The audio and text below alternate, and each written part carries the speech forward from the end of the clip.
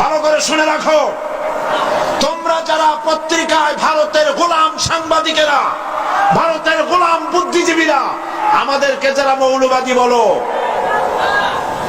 আমরা মূলবাদী গাছের গোড়ায় আছি, তোমরা আগাবাদী। আমরা যদি মূলবাদী হই, তোমরা কি? তোমরা আগাবাদী, আগায় বসে থাকো, বেশি বান্দরামি করবা না, আগায় বসে ফল খাও, পাতা খাও, আমরা কিচ্ছু কব না। কিন্তু ওইখানে বসে যদি ভেংসি মারো বারবার, 12 কোটি মানুষ এই গাছের গোড়া ধরে নাড়া দেবে, এক ঝাঁকি থেকে দিল্লি গিয়ে পড়বি।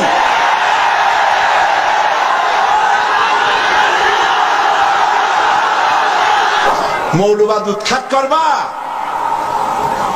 মৌলবাদ মৌলবাদ, এখন সব মৌলবাদ, চতুর্দিকে মৌলবাদ, খালি মৌলবাদ চোখে দেখে। মৌলবাদ কি? মৌলবাদ হলো মূলবাদ।